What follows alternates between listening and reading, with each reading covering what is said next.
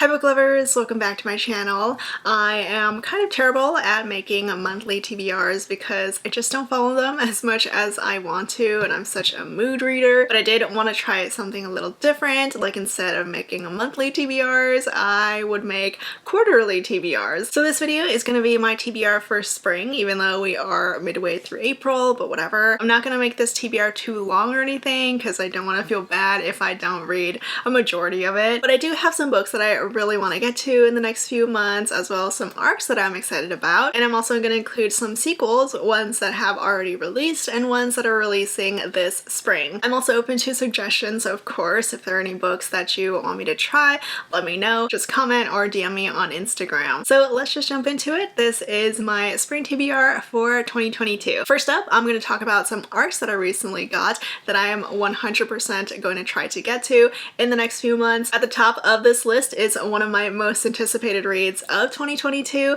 It is Love on the Brain by Ali Hazelwood. I did a little scream when I got the email with this arc. I mean, if you know me, you probably might know how much I loved The Love Hypothesis, which is Ali Hazelwood's debut book from last year. It was one of my favorite books of 2021, and this is going to be her second full-length book. It's another STEM romance, so it's going to be super nerdy like The Love Hypothesis was. It's an enemies to lovers office romance. The main characters, they work at NASA.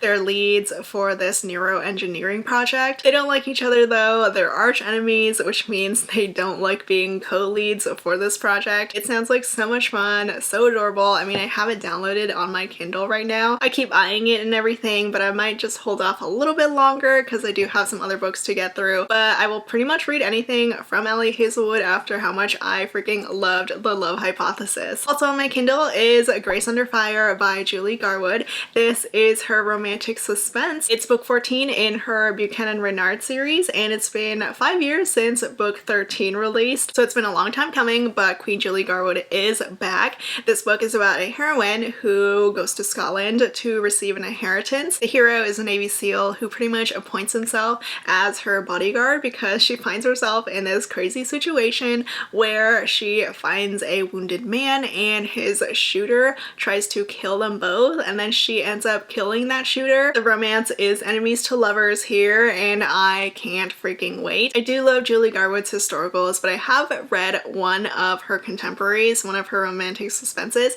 and I did love it too. This one has been a long time coming. I know a lot of people have been dying for a new release from her, and she is finally back this year. Another book that I have been highly anticipating, and I literally just got the arc for it yesterday, it's The Heir Apparent's Rejected Mate by Kate C. Wells. It's the standalone sequel to the Tyrant Alpha's Rejected Mate, which I highly recommended in my Groveling Romances video, and it is book 2 in this 5-pack series. Book 1 had so much good groveling, so I have very high hopes for the sequel. I mean, Kate C. Wells in general just has some pretty solid groveling in her books. In the sequel, the hero is the heir apparent, so he's been groomed his entire life to take over his pack. It's a paranormal romance. They're all shifters, wolf shifters, and this hero is going to be the next alpha. The heroine is a scavenger, which means she is pretty much at the bottom of this pack. So we have top of the chain and then the bottom of the chain. He does reject her in front of everyone because it is rejected mates,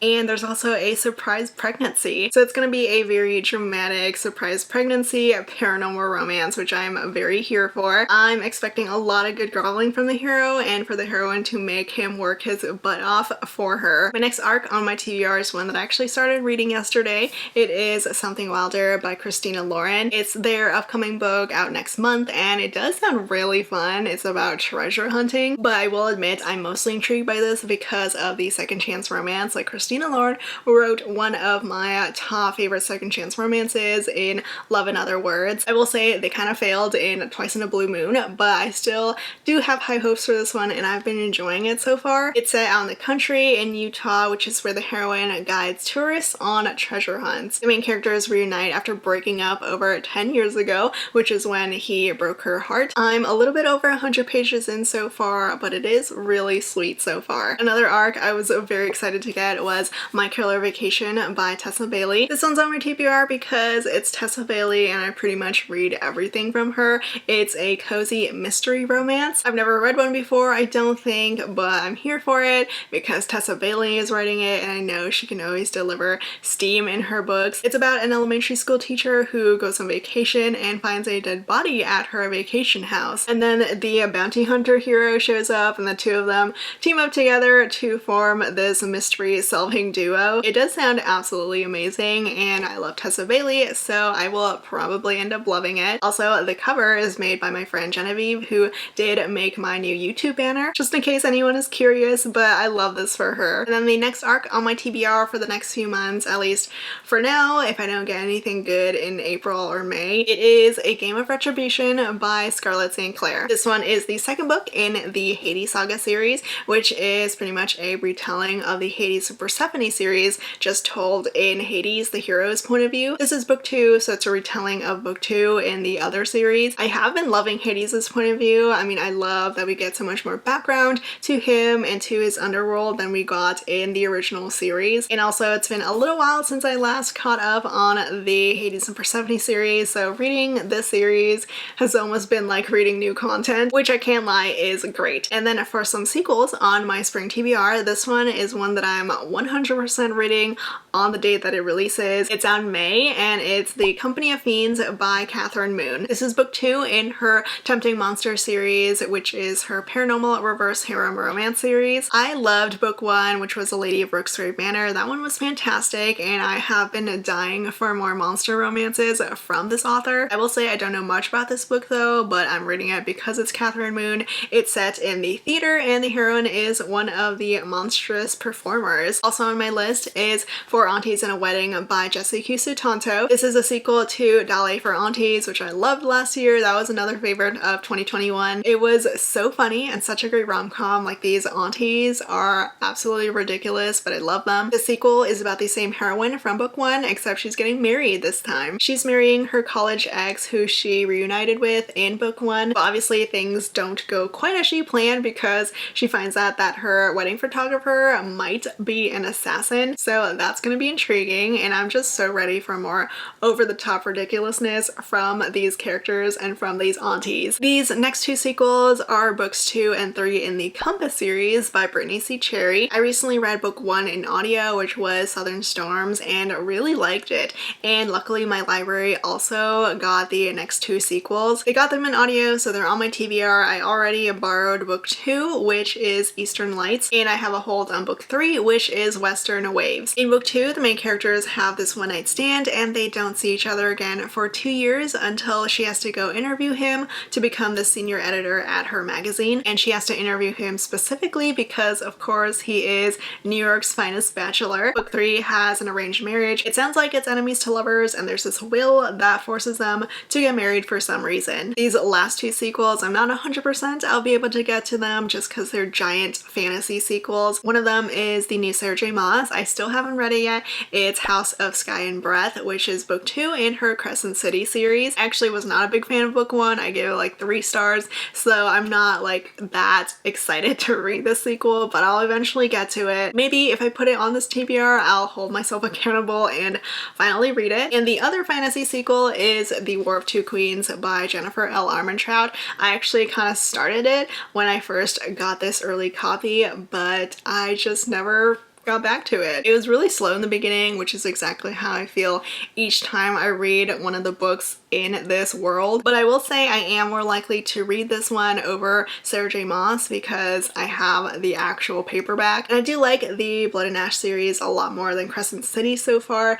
And surprisingly, I've been able to avoid spoilers for both series. I'm pretty impressed with myself for that, but I have heard some crazy things go down in both books. So we'll see if I do end up reading them. I also have some some standalones, or at least like first books in a series that I want to get to in the next few months. This one is Dating Dr. Jill by Nisha Sharma. I love the sound of this one, and I love that the series name is called If Shakespeare Was an Auntie. This one is an opposites attract kind of romance. The hero is a love-phobic doctor, and the heroine is a love-obsessed homebody. There's fake dating, or maybe it's a fake engagement, because the heroine needs to get married in 4 months in order to save her mother's house. Otherwise, her dad will end up selling it, and the hero needs funding for his clinic, and in order to get that funding, he needs to clean up his image after going viral with the heroine, and not in a good way. It sounds really unique and fun, and I am planning to read it this month in April. The Dragon's Bride by Katie Robert is my romance book club's read for April for Ravish My Romance. It's Katie Roberts' latest release, and I think it's her first monster romance. The hero is a literal dragon, and he's got 2 dicks. I will say Katie Robert is hit or miss for me, mostly misses lately, but I am looking forward to this one because this cover is absolutely gorgeous. So yes, I am totally judging a book by its cover right now, but the romance is about a heroine who makes a deal with the demon in order to get out of an awful marriage, and she ends up being auctioned off and sold to the dragon hero. I don't think I've read a monster romance where the hero is a literal dragon, like one that doesn't even shift, but I am very intrigued by his anatomy. Also on my TBR is Camilla Knows Best by Farah Heron. This is a South Asian retelling of Emma by Jane Austen, which I haven't read, but I pretty much know the gist of it. The heroine here loves to throw Bollywood parties and is obsessed with her friends' love lives and not quite as invested in her own. The hero is a longtime friend of her family, so it's very much a friends to lovers romance, which I love. Things are shaken up though when the heroine's arch nemesis comes back into town and clearly wants the hero, and the heroine starts getting jealous. I have read Farah Heron before. I read her release from last year. It was good, not great. I did really like her writing though in that book, so hopefully I do enjoy this one more. And next on my TBR is The Wedding Crasher by Mia Sosa. I have been waiting for this book since The Worst Best Man came out in 2020. I loved Dean in that book, and I'm so happy that he finally gets his romance. This one has a fake dating romance. The heroine crashes the hero's wedding. He was supposed to enter this marriage of convenience, so he didn't actually love his bride or anything. The hero still needs to appear like a family man in order to make partner at his job, so they end up fake dating because the heroine feels really bad about crashing his wedding. I just love Dean so much in The Worst Best Man. He was a total sweetheart, and I'm looking forward to this one. These last few books I'm including are kind of like hints for some videos that I have planned coming out, so something to look forward to. This first one is The Finish Line by Kate Stewart, which is book 3 in her Ravenhood trilogy. I recently read Flock, which is book 1 in the series, and I have so many conflicting feelings about it, and I have kind of decided to skip book 2 because I read spoilers for it, and I know if I read it I will absolutely hate it. So I want to skip book 2 to read book 3 because apparently that's where all the groveling happens, and anytime I hear that a book has groveling, I need to read it, even though this one is the 3rd and final book. I will say sometimes when I discover like a groveling romance or like a possible groveling romance, I skip straight to the ending where the groveling happens just to see if reading the rest of the book is worth it. But if someone can convince me to read book 2, even though I know all the spoilers, like all the deaths and the marriages, like is it actually that good, or am I just gonna get super frustrated and annoyed like I felt for book 1? Please let me know, otherwise I will just skip straight to book 3. Next on my TBR is Things We Never Got Over by Lacey Score. I've been hearing so many good things about Lacey Score, which is why I want to put her on my TBR. Like, she's crazy popular, but I've only really seen her around on social media for like the past few months, and it's probably because of this book. I'm clearly out of the loop, but I did want to try this newest and most popular book of hers. It's got a grumpy hero and a runaway bride who finds herself in the hero's small town. She gets stuck with her twin sister's daughter, and the hero does help her out. So it sounds like your classic grumpy sunshine small town romance. It is a very long book though, and I have heard that it's also got a slow burn romance. This final book on my spring TBR is more of a series. It's the Ruthless Boys of the Zodiac series by Carolyn Peckham and Suzanne Valenti. I recently read book 1, which is Dark Fae, because I was deciding between that and the first Zodiac Academy book, but I decided on the series because it's reverse harem. I was kind of terrified it was going to be set in high school, but no, it's set in a college academy. I surprisingly really enjoyed book 1. I mean, the writing isn't the greatest or anything, but I had a lot of fun with it, and I did really like the characters. detectives. We have a vampire heroine and 4 kings at her school. There's a dragon shifter, a basilisk, a lion shifter, and a harpy. The reason why the heroine attends this academy is so she can find out her brother's killer and get revenge for him. There are 5 books total in this series, so I have 4 more books to read. I'm not sure I'll be able to get to them all, especially because they're all long books, but I am very invested at this point. I like the world, I like the magic, so I'm hoping to finish up the rest of the series. And that is it for my spring TBR. If you notice that I didn't include any historical romances, I did do that on purpose. You might be able to guess what's gonna happen, but my friends and I are planning something historical romance related again. But these are the books that I plan to get to in the next few months. Hopefully I'll be able to get to most of them. If you want to share what's on your TBR, please feel free to, and also a big thank you to Dossier for sponsoring today's video. Today's video is sponsored by Dossier. If you didn't know, Dossier is a perfume company that reproduces high-end luxury scents at a fraction of the cost. So if you're a fan of luxury perfumes but can't exactly afford those high prices, Dossier is for you. They have an awesome risk-free system. You can return or exchange any scent that you purchase from them. They currently have a welcome offer of up to 20% off, and then you can also add an additional 10% off using my discount code LACEYT10. Each perfume comes in its own little cute box, and it also comes with a note card with all the details about that perfume. These are the 2 scents that I got this month. This is the Powdery Hawthorn scent, and this is Fruity Jasmine. Powdery Hawthorn is inspired by Tom Ford. It's the metallic eau de parfum scent. If you love powdery scents, this one is for you. The Fruity Jasmine is a new favorite of mine. It's like the perfect combination of fruity and floral. And this one is inspired by Dior J'adore eau de parfum. A big thank you to Dossier for sponsoring today's video, and don't forget, I'll leave the link and my discount code in my description down below. Thank you so much for watching, and I will see you all next time. Bye!